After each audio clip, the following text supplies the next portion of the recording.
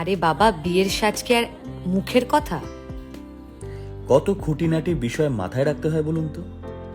তৈরি বেনারসি শেরওয়ানি। নতুন বছরে বিয়ের পিঁড়িতে বসতে চলেছেন জনপ্রিয় জুটি অঙ্কুশ ঐন্দ্রিলা। ভিউয়ার্স, বিস্তারিত জানতে হলে পুরো ভিডিওটিকে না টেনে শেষ পর্যন্ত দেখতে থাকুন। 13 বছর প্রেমের পরে অবশেষে বিয়ের পিঁড়িতে তারা। রবিবার সন্ধ্যায় একটা ভিডিও প্রকাশ্যে আসতেই তোলপাড়। জল্পনা বাড়িয়ে দিয়েছে তার সঙ্গে লেখা। তবে কি সত্যি এবার বিয়ের পিঁড়িতে বসতে চলেছেন অঙ্কুশ হাজরা এবং ঐন্দ্রিলা সেন? সোশ্যাল মিডিয়ায় নজর রাখতেই দেখা গেল তারা গিয়েছেন বিয়ের কেনাকাটা করতে। ক্যাপশনে লেখা, নতুন বছরে কাছের মানুষদের হাত ধরেই জীবনের নতুন পথ চলার পরিকল্পনা। হ্যাঁ, জীবনের সব থেকে গুরুত্বপূর্ণ পথ, সব থেকে লম্বা পথ।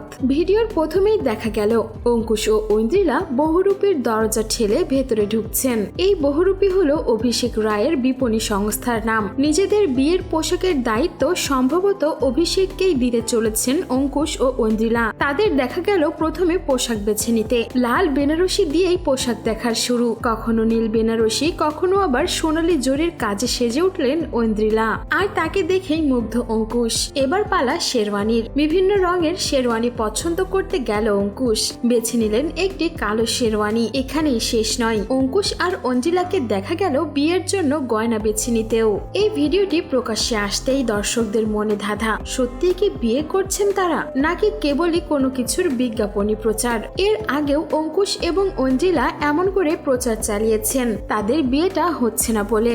অনেকেই ভেবেছিলেন তাদের বিচ্ছেদ হয়ে গেছে, কিন্তু পরে জানা গিয়েছিল নেহাইত একটা ছবির প্রচার চালাচ্ছিলেন তারা। ফলে তারা আদৌ কি বিয়ের জন্য প্রস্তুতি নিচ্ছেন সত্যি, সেটা নিয়ে বেশ ধোঁয়াশা রয়েছে অনুরাগীদের মাঝে।